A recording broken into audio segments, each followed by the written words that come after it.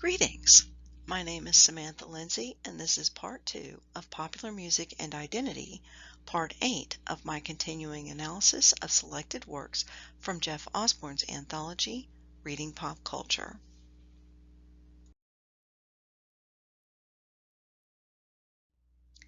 In Chapter 4 of this collection, Ousborne asks the question, how does popular music reflect and express our identities?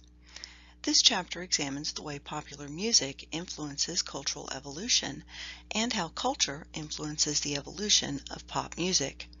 In this video, I'll be reviewing the works of Tina Vasquez, Saul Austerlitz, and Judy Berman, each of whom discuss music that is meaningful to both performers and their audiences.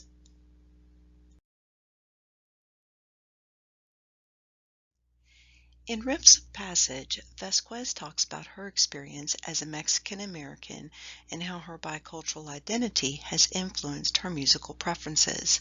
She highlights bands such as Los Abandon, Los Santa Cecilia, and Los Cafeteras that perform in what she refers to as Spanglish. These bands are formed of people who are immigrants or are the children of immigrants, some of them documented and some of them not. Vasquez explains how these bands honor both their Hispanic roots and their adopted American culture with their uniquely blended styles of music and how their experiences as immigrants has informed their art. Los Santa Cecilia, for example, uses their platform as performers to promote immigration reform due to their personal experiences as children of immigrants.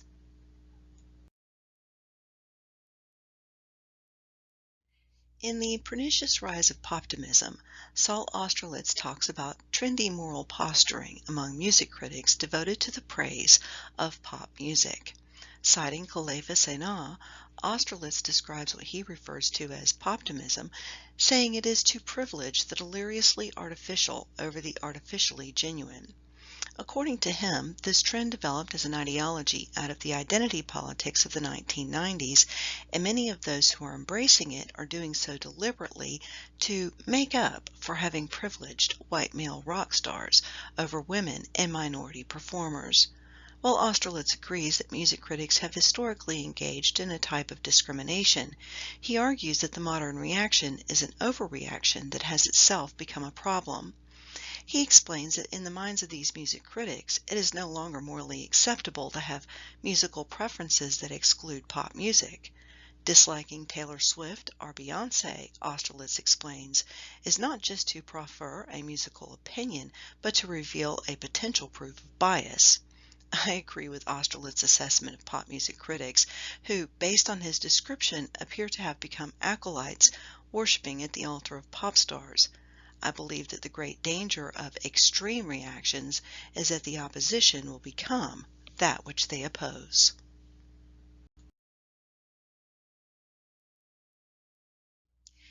In her work concerning the spiritual and indie rock, Berman talks about both the style and performance of indie rock bands, with a focus on the bands Neutral Milk Hotel, Ponytail, and Animal Collective.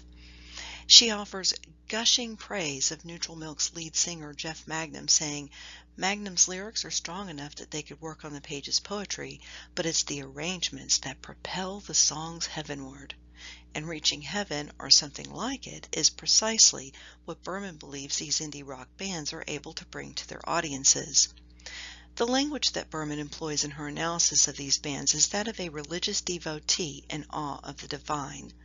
According to her, at a Ponytail concert, band and audience members fuse into an army of true believers, baptized in sweat and whinnying in tongues.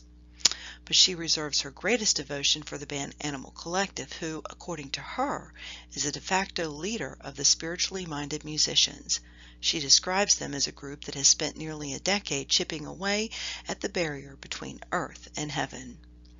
While I agree with Berman that music can be uplifting and secular music can be spiritually meaningful, in my opinion, her article about indie rock is over the top. I don't think it's ever a good idea to elevate people to such a degree that they become a religious idol. Her love of indie rock is obvious, and she has every right to it, but I, your humble narrator, find her apparent religious devotion to indie rock a bit disturbing.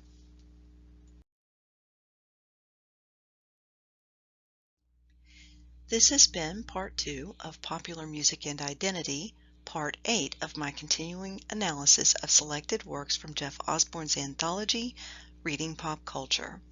Thanks for watching.